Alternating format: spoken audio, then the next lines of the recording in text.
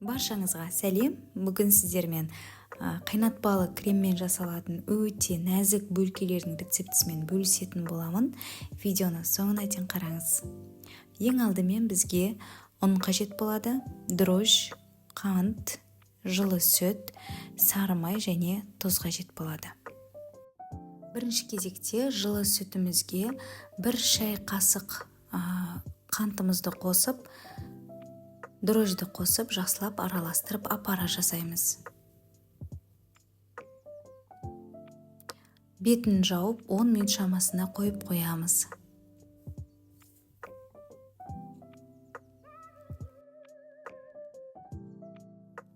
Міне апара дайын болды. Оған қалған қантты қосып, жақсылап араластырамыз.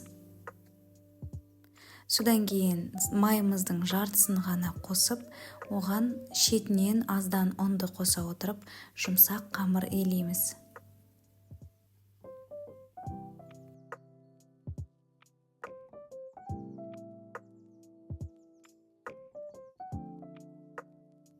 Міне қамырымызды осылай кішкене илеп алғаннан кейін сары майымызды қосып, шым-шым тұзымызды қосып, жақсылап илейміз. Өте жұп-жұмсақ, қолға жабыспайтын қамыр иленіп шығады.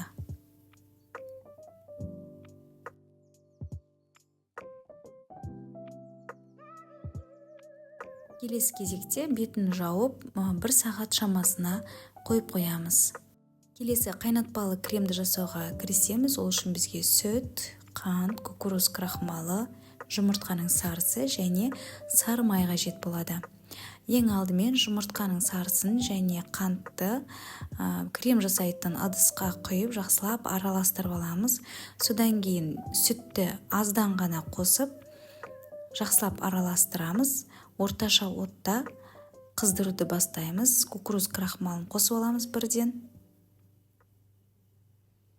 Содан кейін орташа отта ақырындап осылай араластырып отырып қыздырамыз. Крем ысыған кезде осылай қоюлана бастайды. Содан кейін қалған сүтті шетінен қоса отырып араластыра береміз. Тоқтатпай араластырамыз.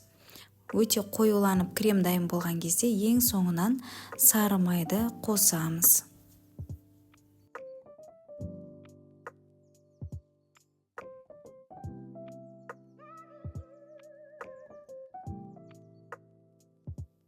Міне біздің крем дайын болды. Келесі кезекте үлкендеу кең ыдысқа құйып, бетін жауып, тоңазытқышқа салып қоямыз.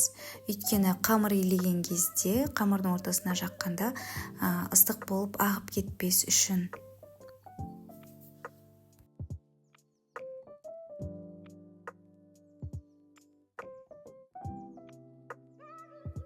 Міне біздің қамырымыз жақсы көтерілді, 3 есеге ұлғайып.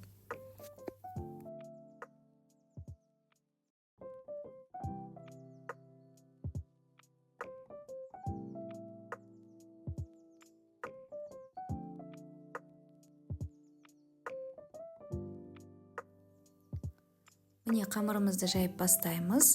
Қамырдың формасы 4 бұрыш болғаны өзіңізге жақсы, өйткені бөлкелерді формаға келтіргенде осылай ыңғайлы болады. Кремімізді тоңазытқыштан алып, жақсылап барлық жағына бірдей етіп жағып шығамыз.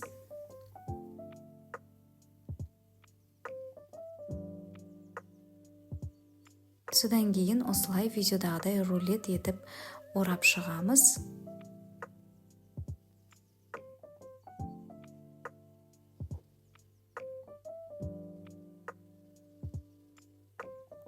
Келесі кезекте қамырды кескен кезде пышақпен емес, осылай жіппен кескеніңіз дұрыс болады. Өйткені пышақпен кескен кезде ішіндегі кремі ағып кетеді. Содан кейін бетін жауып, тағы да 15-20 минутқа жылы жерге қойып қоямыз. Қамырымыз біздің тағы да көтеріледі.